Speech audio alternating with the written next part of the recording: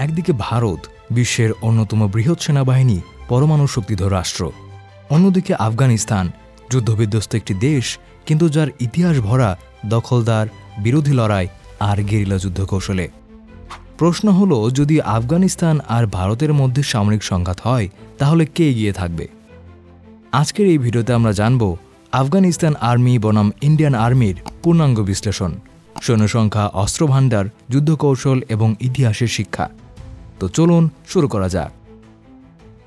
Historical context. ভারতের সেনাবাহিনী প্রতিষ্ঠিত হয় 1947 সালে, স্বাধীনতার পরপরই। সেই থেকে ভারত তার সেনাবাহিনীকে আধুনিকীকরণে প্রচুর বিনিয়োগ করেছে। বর্তমানে ভারত শুধু দক্ষিণ এশিয়ার নয়, পুরো বিশ্বের অন্যতম শক্তিশালী আর্মি। অন্যদিকে আফগানিস্তানের সেনাবাহিনী বারবার ভেঙেছে, আবার নতুনভাবে গড়ে উঠেছে। সোভিয়েত ইউনিয়নের সাথে যুদ্ধ, তারপর আমেরিকার আগ্রাসন, তালেবানদের দখল, সব মিলিয়ে আফগান আর্মি আজও একটি অস্থির কাঠামো। তবে আফগানদের ইতিহাস বলে তারা কখনো বাইরের শক্তিকে সহজে মেনে নেয়নি। এটাই তাদের বড় শক্তি। আফগানিস্তান নিয়ে আমাদের চ্যানেলে আরও অনেক ভিডিও আছে, চাইলে আপনি সেগুলো দেখে আসতে পারেন। Troop strength. সংখ্যার দিক দিয়ে ভারতীয় সেনাবাহিনী বিশাল।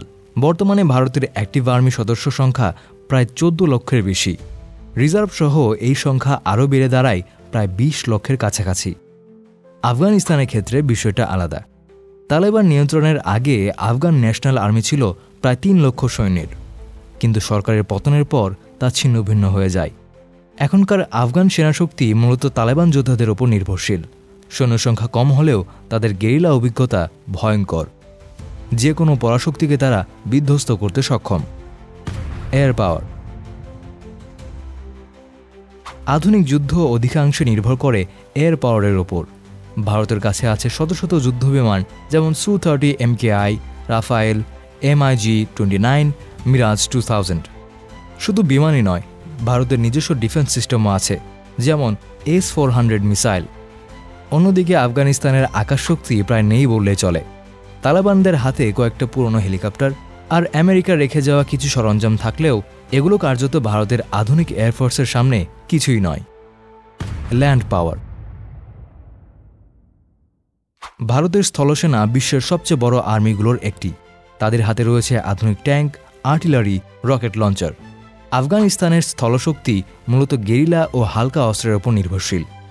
পাহাড়ি এলাকা আর দুর্গম ভূখণ্ডে লড়াই করার অভিজ্ঞতা তাদের অন্যতম সুবিধা।